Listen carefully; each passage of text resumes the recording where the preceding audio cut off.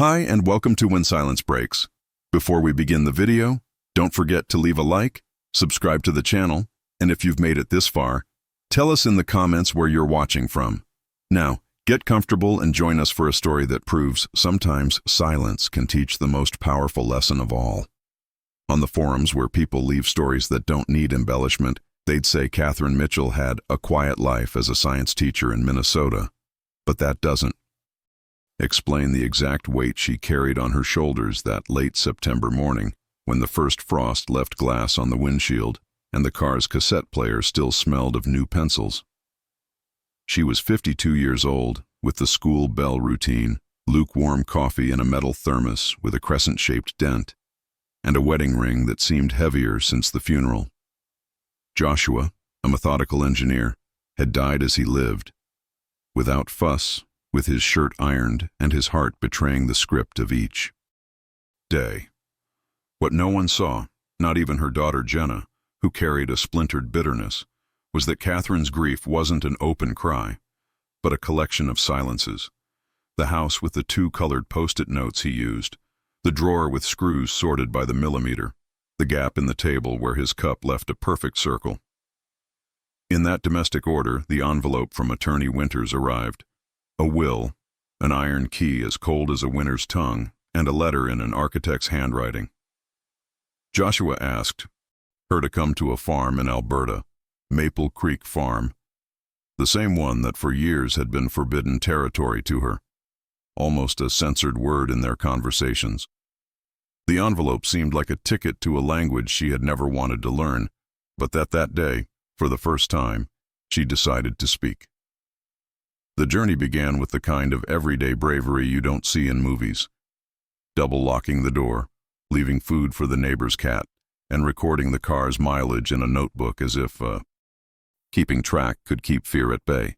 Catherine crossed the state, looking at soybean fields already turning brown, gas stations with lukewarm apple pies, and windshields dotted with insects like makeshift constellations. At the border, the agent asked what she was going for.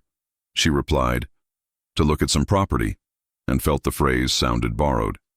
Alberta greeted her with hills that looked like the backs of sleeping animals and maple trees, dressed as if the season had called for their finest suit. Maple Creek wasn't abandoned or defeated. It was a tidy domain with new fences, a barn that smelled of freshly planed wood, and a main house where the windows reflected the sky like silver platters. Inside, the air carried a mixture of Marseille soap and dried hay. On the dining room table, the silver laptop, a red rose placed with millimetric precision, and a post-it note. Play. Catherine pressed it. Joshua appeared on the screen with a serenity that hurt. If you're here, my love, it means my plan worked, to build something worthy of you before my heart grew weary. She didn't cry. She clung to the back of the chair, like someone crossing a narrow bridge, and understood that this day, not the day of the funeral, would truly be the beginning of everything. Catherine spent the first sleepless night pacing the halls of the house as if each room held a foreign memory that somehow knew her. The videos kept appearing one after another on the desktop. Files with simple names. Day 2, Day 3, containing snippets of Joshua speaking from the workshop or the barn, telling her anecdotes, apologizing for not having shared his illness sooner.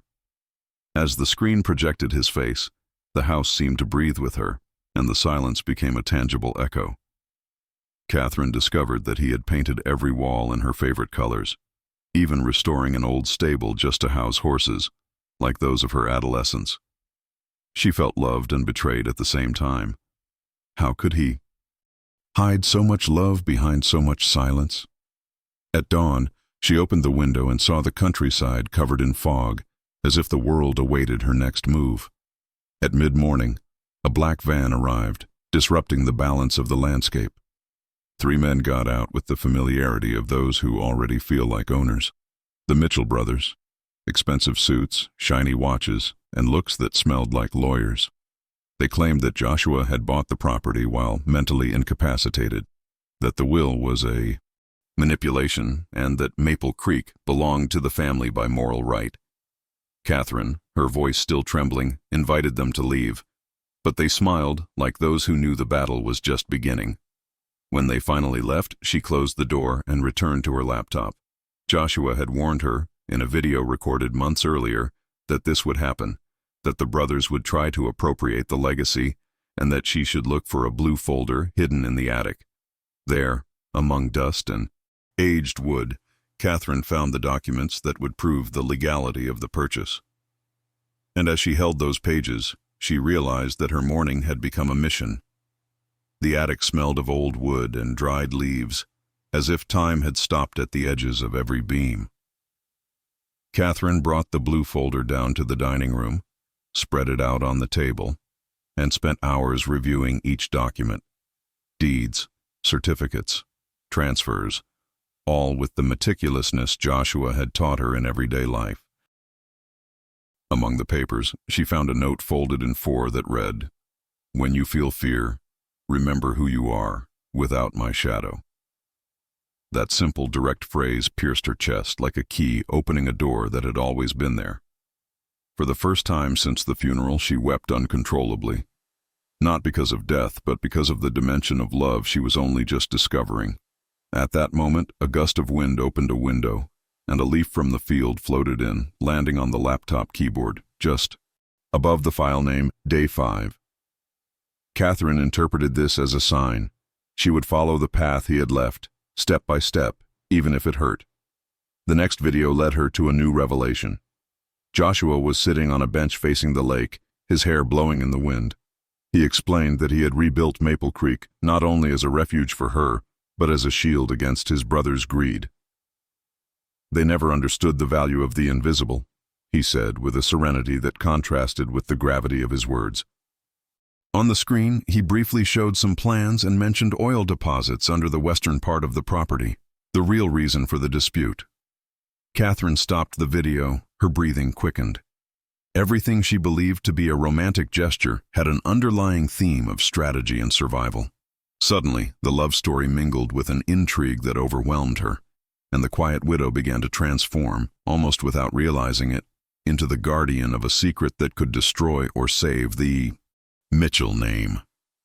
That night, the silence of the farmhouse was so thick she could hear her own pulse. Catherine left her laptop on the table and walked out onto the porch, wrapped in a blanket. The Canadian air had a different, almost medicinal edge. On the horizon, the maple trees seemed to burn in the last glow of the sun, and for the first time in a long time, she felt alive. She remembered the years Joshua had forbidden her to talk about family, the way he deflected any conversation about her. Passed, and realized that his reserve wasn't coldness. It was a way of protecting her. She went back inside and began sorting through the papers, classifying them by date and name, as if the act of organizing could give her control over something. When the clock struck 11, she lit a candle and wrote a single line in her journal. "If he planned all this, I'll finish what he started." The next day, an old pickup truck arrived with the distinctive sound of engines long past their useful life. Ellis, the foreman who had cared for the farm for the past few years, got out. A man with a weathered face, light eyes, and hands that smelled of oil and wood. Upon seeing her, he bowed his head respectfully and said, "Mr. Mitchell knew you were coming. He left me instructions to help you." Catherine invited him in, and over coffee and anecdotes, she learned that Joshua had spent months working in the old barn, always at night, always alone. Ellis confessed that a month before he died, his boss had asked him not to let anyone near that building. Intrigued, Catherine asked him to take her there. The path to the barn was covered with crunchy leaves and the smell of damp earth. The interior was dark and empty, except for a trapdoor covered with a carpet. Ellis nodded wordlessly. "That's what he made me promise never to touch," he murmured. "Oh, ChatGPT, Dees." Beneath the trapdoor, a narrow staircase descended into an underground chamber that smelled of metal and dust. Catherine went down. With a flashlight, her heart pounding. What she found there didn't look like a simple basement, but rather a kind of hidden command room. Tables with plans spread out, labeled filing cabinets, a blacked-out screen, and on the wall, an inscription in white letters, "War Room." Joshua had built his own strategy center, a refuge for secrets and truths. On a metal shelf, there were folders with familiar names: Robert, Allen, and David Mitchell. Catherine opened them with trembling hands and saw what she would never have imagined: copies of fraudulent transfers, call recordings, manipulated contracts, and printed emails that demonstrated years of family corruption. Joshua had anticipated everything. In a short video saved on an external drive, he spoke directly to her. "If you get here, it means they've already appeared. Don't be afraid of them. The truth is on your side." Catherine spent the rest of the night reading each document, jotting down dates, names, and figures. With each revelation, the image of the three brothers transformed. They were no longer relatives grieving over an inheritance, but predators accustomed to winning at any cost. She realized that Joshua had not only wanted to protect her, but to clear the Mitchell name before it was too late. In a corner, she discovered a wooden box with a carved inscription: "For her eyes only." Inside, she found a silver necklace with a small maple leaf pendant and a note: "When in doubt, look at this and remember that everything I did was for you." Catherine held it between her fingers, feeling an inexplicable warmth run through her hands. That mixture of love and strategy, of tenderness and war, moved her deeply. There she understood that her grief had transformed into purpose, and that Maple Creek was not an inheritance. It was a mission. At dawn, Ellis found her asleep on the table, the flashlight still lit and the documents scattered around her. When she awoke, he brought her a cup of coffee and said in a low voice, "Mr. Mitchell would be proud of you, ma'am." Catherine nodded silently. She had gone from a woman devastated by loss to a strategist who could no longer afford to grieve. She decided to contact Attorney Winters and explain what she had discovered. He listened incredulously, but advised her to remain silent. If the brothers learned of the existence of this evidence, they would try to seize it or destroy it. Catherine understood that discretion was her best shield. She spent the days organizing all the material, backing it up on external drives, and keeping copies in the war room. Every night, she lit a candle, watched a new video of Joshua, and took notes.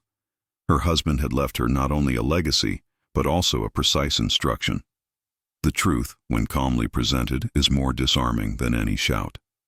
That phrase stayed with her like a mantra, and as she watched another of the videos in which Joshua guided her through the layout of the property, Catherine thought that maybe she wasn't the only one who needed to hear something like that. The tone of his voice softened on the screen, as if speaking through time.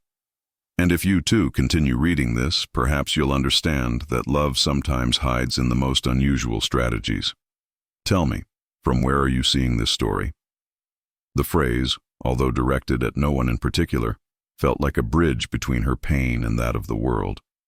After that, Catherine put away her laptop and went out into the yard. The odd horses, 2 young mares, approached the fence. She stroked them and realized that Joshua's plan had been deeper than it seemed. Maple Creek wasn't just a property, it was a stage set for her transformation, a mirror where she would learn to recognize herself without depending on anyone else. Days later, the tranquility of the farm was shattered by an unexpected email from her daughter, Jenna. She said her aunt and uncle had told her the truth about the will, and that she would be traveling to Canada to sort things out. Catherine felt a sinking feeling in her stomach. She knew the Mitchells wouldn't give up easily, and using their daughter was their cruelest move. When Jenna arrived, she greeted her at the entrance, her eyes tired and her expression hardened. She felt a mixture of anger and confusion. "Mom, what did you do? Why did Dad hide all this from us?"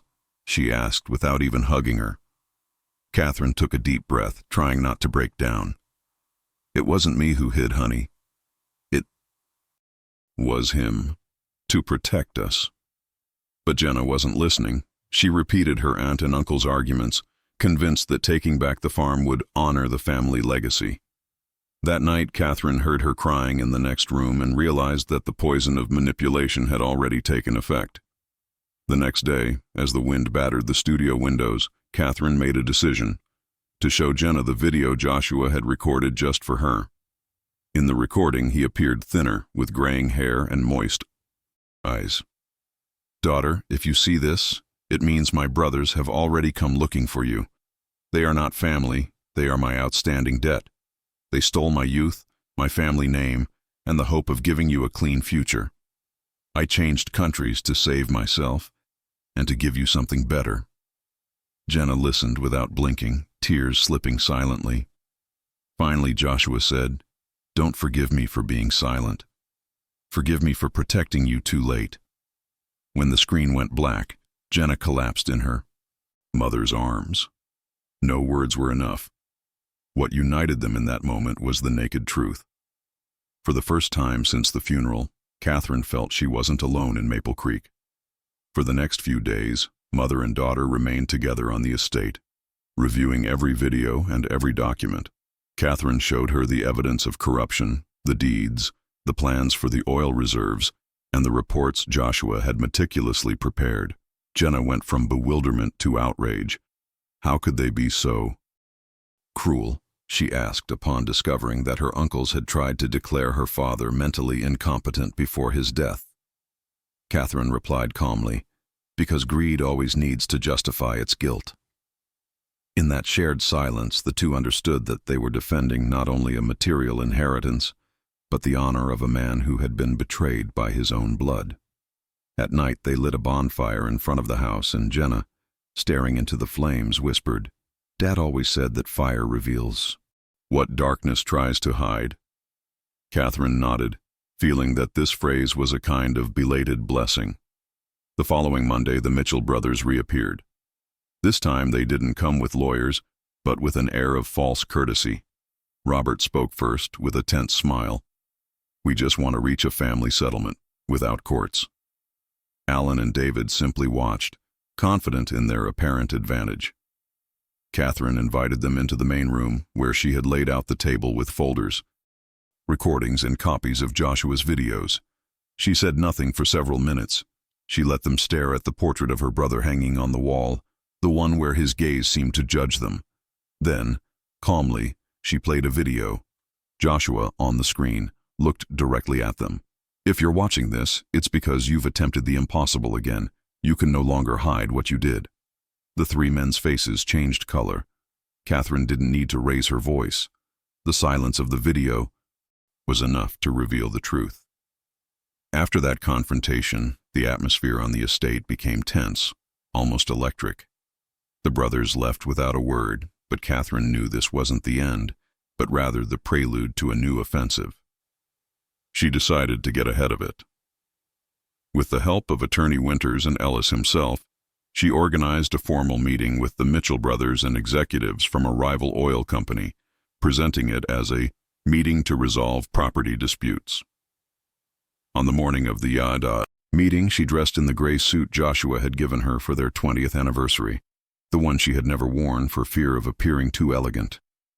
In front of the mirror, she saw herself different, less a widow, more a strategist. When the guests arrived, the main hall of Maple Creek was filled with murmurs and unspoken tension. Catherine greeted them with a smile that wasn't polite, but controlled. On the table, she had placed the evidence of fraud, the geological reports, and a flash drive with copies of everything. When the Mitchell brothers left the farm, tension hung in the air like a storm that refuses to let up. Catherine, however, didn't collapse. On the contrary, she felt a strange calm, a kind of serene relief that only comes when fear is exhausted. That same afternoon, she called Winters and asked him to begin the legal proceedings to secure the property and officially register the extraction rights in her name. The lawyer, impressed by her precision and firmness, congratulated her. "You speak like someone who has been preparing for this battle for years," he said. Catherine smiled faintly. "No, I just learned not to back down when what I love is at stake." Meanwhile, Ellis and the local workers reinforced the fences, repaired the stables, and painted the barn. Maple Creek began to breathe again, this time to the rhythm of a new owner who no longer needed to hide behind the Mitchell name. The following days were a mix of physical labor and emotional healing. Jenna, now fully committed to her mother's side, was in charge of reviewing the accounts, organizing documents, and coordinating with the lawyers. At night, the two watched the last videos Joshua had left together. In one, he appeared laughing, covered in dust and sawdust as he showed off the studio he had built for her. "Here you're going to paint again, Kathy," he said. "I want you to fill these walls with what you feel, not what you lack." The phrase remained etched in both of their memories. Catherine decided to restore the place and turn it into a small art studio open to the public, a space for women who, like her, had lost something and wanted to start over. The first exhibition was titled Maple Creek, Where Truth is Reborn, and was the starting point for the new family legacy. As the months passed, the farm visibly changed. Where once there had been silence and dust, now there were sounds of laughter, footsteps, and the soft sound of brushes against canvases. Catherine had hired young local artists to help in the studio, and Jenna organized small art fairs and volunteer days. What had once been a secret refuge had transformed into a symbol of life, a place where Joshua's memory felt like a gentle breeze, not a shadow. One summer afternoon, as the sun set behind the maple trees, Catherine paused to watch the light bathe the horses in the field. She thought that, somehow, her husband was still there, in every detail, in every right decision he had made, without her knowing. One night, alone in the studio, Catherine opened the last unwatched video. Joshua was sitting in front of a blank canvas. "If you're watching this, it means you've made it," he said with a gentle smile. "Maple Creek belongs to you not only by law, but because you made it bloom again. I don't want you to remember my absences, but my intentions." Then she lifted a small envelope and placed it on the table. "In here is the last key. It doesn't open any physical door, Kathy. It opens the one within you." She paused the video, her heart heavy, and looked around. On a shelf, she found the same envelope, untouched, just as he had shown it. Inside was a note and a small paintbrush with a hand-carved handle. On the paper, Joshua had written, "Now paint your own future." Catherine stared at the paintbrush for long minutes, unable to decide whether to laugh or cry. She held it between her fingers, and something inside her, a mixture of nostalgia, gratitude, and peace, began to settle. She lit a table lamp and prepared the largest canvas she owned. The studio smelled of linseed oil and new wood. Outside, crickets marked the slow rhythm of the night. She picked up her brushes and began to paint without thinking, letting the colors flow as if Joshua were guiding her hand. 3 dominant tones appeared on the canvas, the gold of the wheat, the red of the maples, and a deep blue, the same as the sky above the farm. As the painting took shape, Catherine understood that the true legacy lay not in the documents or the oil barrels, but in that silent freedom of creating something new from what life had broken. When she finished the painting, she stepped back to contemplate it. 3 intertwined horizons, past, present, and future, stretched before her eyes.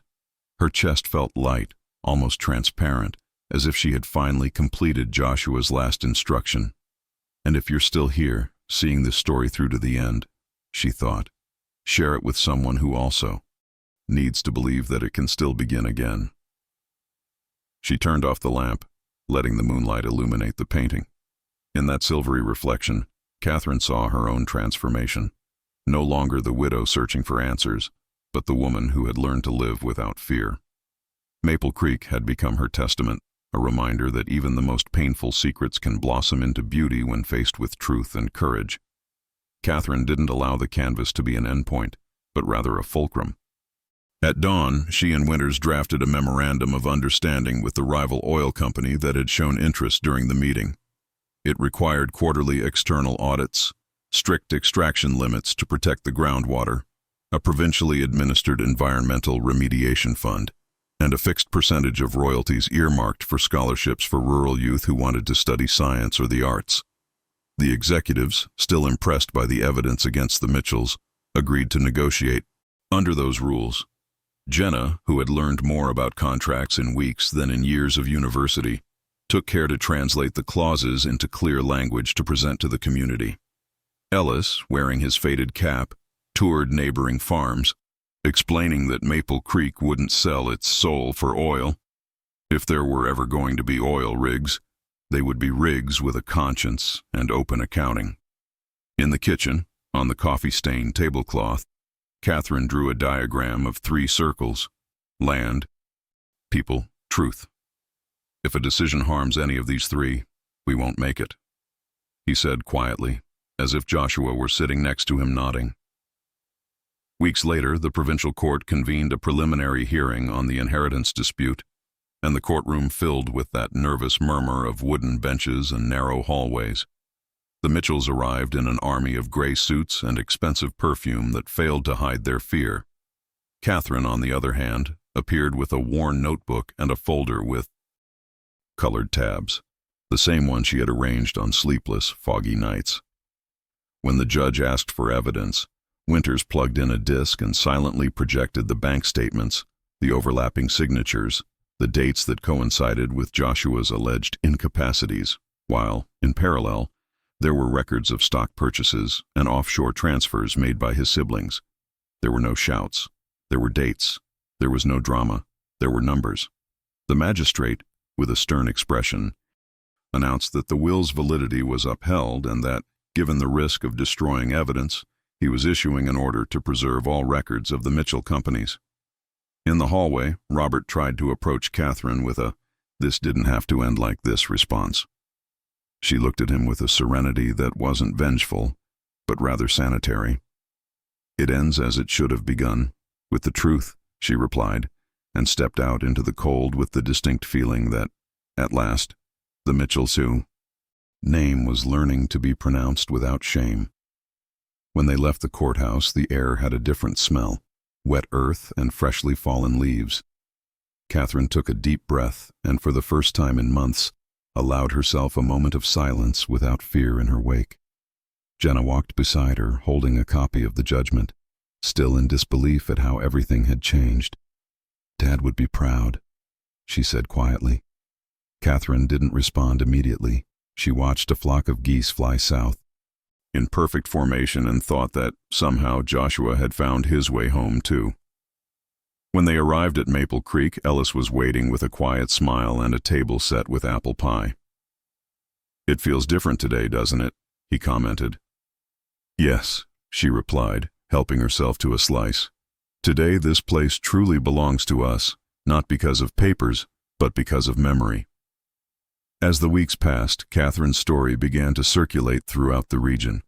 Local newspapers published articles about the Minnesota teacher who defended her heritage with documents and heart.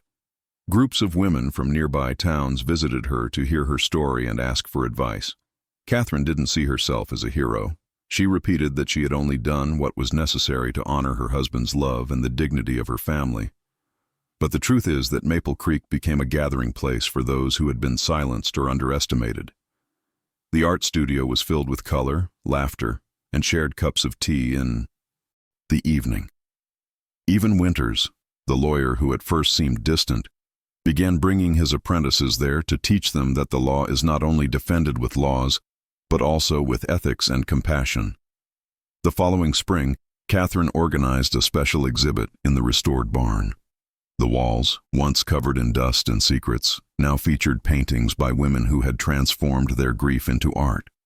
One painting depicted a field of maple trees burning in the sun, another a portrait of Joshua from behind, gazing toward a golden horizon. Upon entering, visitors paused in front of a centerpiece titled "The Invisible Legacy," where Catherine had painted her husband's hands intertwined with hers, holding an antique key, the same one he had left her with his will. During the unveiling, a reporter asked her how she found the strength to carry on. Catherine responded with a smile that reflected years of learning. "It's not about strength, but about understanding. When you understand that love doesn't end with death, you stop fearing the beginning of anything."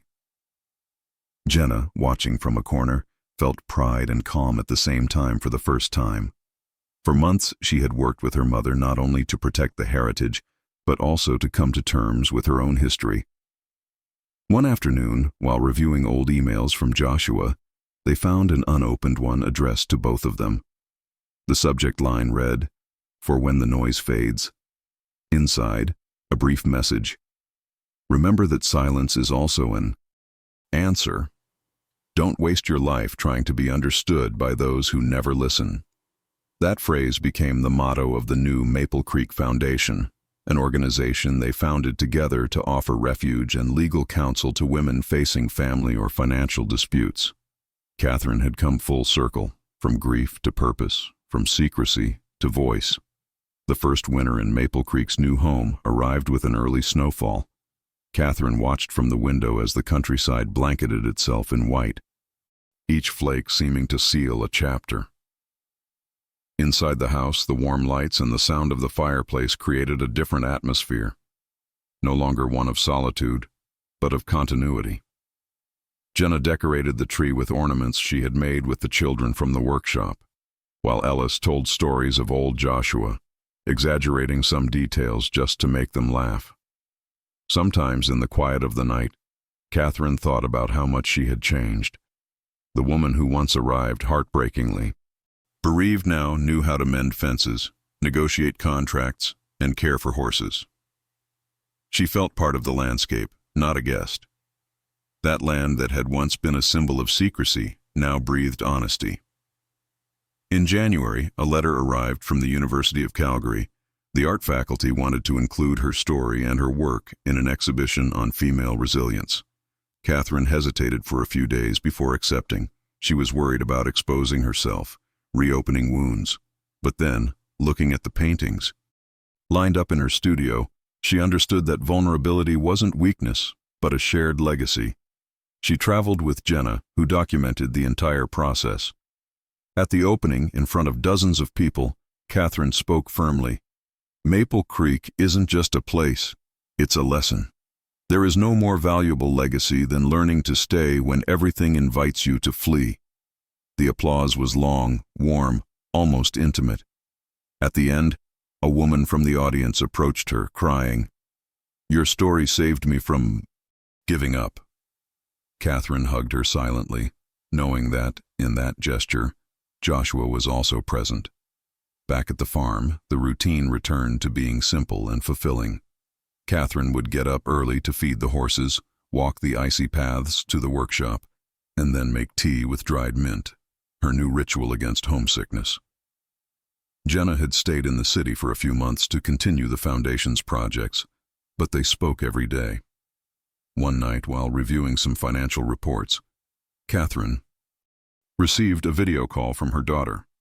Behind Jenna, a small office filled with papers and coffee cups could be seen. "Mom, they just passed the inheritance protection law in cases of family manipulation. Maple Creek inspired part of the project." Catherine couldn't hold back her tears. Years ago, that phrase would have meant a battle won. Now it represented something bigger, real, tangible change, born of pain and transformed into justice. When she hung up the call, she went up to the attic, the place where it all began. She still had the table with the blue folder and the silver laptop. She turned on the computer, even though she knew there were no more videos left. An empty folder appeared on the screen, but when she looked closely, she noticed a hidden file, Day 366. She opened it, holding her breath. Joshua, his face aged and profoundly calm, said, "If you've made it to this last day, it means the story didn't end with me. It means you chose to live, not survive. Don't look for me on the walls or in the fields. I am in what you decide each morning." Catherine smiled through her tears. For the first time, she understood that the videos weren't a goodbye, but training for life after love. Catherine slowly shut down her laptop and went downstairs, feeling each step carry a different weight, lighter, more certain. In the main hall, the fire crackled as if celebrating this silent discovery. She poured a glass of wine and sat by the window, watching the snow continue to fall in slow spirals over the countryside. All was calm, but it wasn't an empty calm. It was the peace that follows the truth. She thought of Joshua and how, without seeking it, he had made her the woman she always wanted to be. She no longer needed video instructions to know what to do. Now, the voice that guided her was his own. She placed her glass on the table, picked up a new notebook, and wrote on the first page, "Today, my own map begins." As the days passed, that map filled with projects. Catherine and Ellis installed solar panels on the barns, organized free workshops for young farmers, and launched an educational program on sustainability. Maple Creek became a vibrant, self-sufficient community where everyone found a purpose. The story attracted the attention of universities and media outlets, but Catherine always responded with the same phrase. It wasn't a victory, it was restitution. In a local radio interview, a journalist asked her how she felt about having turned a legacy of secrets into a work of good. She smiled, looking at the horizon. Sometimes life doesn't ask you to understand why you lost something, but rather to discover why it was taken from you. And in that instant, she knew that the farm, the paintings, and even the silence of the winters were the answer she had sought since day one. The following spring brought a literal and symbolic rebirth. The maples at Maple Creek turned a brilliant green, and the scent of damp earth permeated every corner of the farm. Catherine, wearing a straw hat and with paint-stained hands, spent her mornings combining her two passions, art and the land. She had begun a new series of paintings titled The Silences That Bloom, inspired by the landscapes Joshua had secretly loved. Each brushstroke was a pending conversation, a way to converse with him without words. In the afternoons, she would meet with the village women to read old letters or share recipes. The farm was no longer just a refuge, but a meeting place for those who needed to remember that love, even when wounded, can continue to build. One afternoon, upon returning from the workshop, Catherine found a letter with no return address in the wooden mailbox. Upon opening it, she recognized Attorney Winters's handwriting. It was an invitation to a commemorative event in Edmonton, where exemplary cases of civic integrity would be presented. "Your story inspired more than you can imagine," the text read. Catherine hesitated but decided to go. She didn't do it for recognition, but to close the cycle. At the event, when she took the stage, she didn't read any speeches or acknowledgments. She only said, "Defending the truth didn't make me a hero. It reminded me that true love is always an act of quiet courage." The audience rose to their feet in seemingly endless applause. In the crowd, Catherine thought she saw a familiar shadow, a tall silhouette in a gray coat, smiling from the back of the room. She closed her eyes for a second, and when she opened them, the figure was gone. But he didn't need to be. Joshua was still there, in every right decision she made. She drove back to Maple Creek that same night, her car headlights cutting through the soft mist of the country road.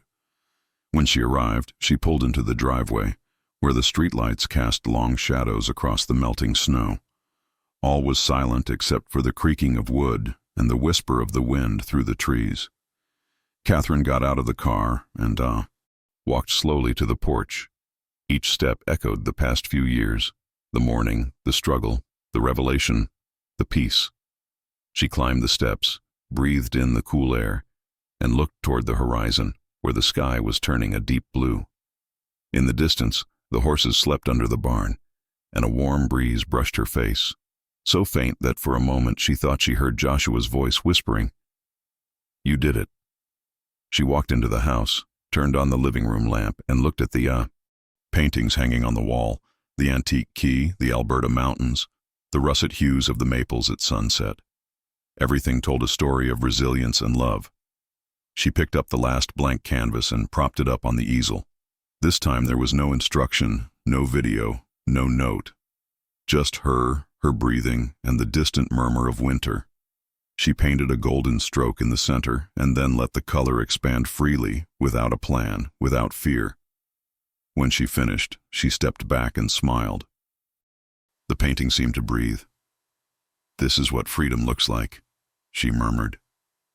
Outside, dawn was beginning to break over the Maple Creek hills, illuminating the house that had once been a secret and was now a symbol. Catherine closed her eyes and, with absolute calm, knew she was finally home.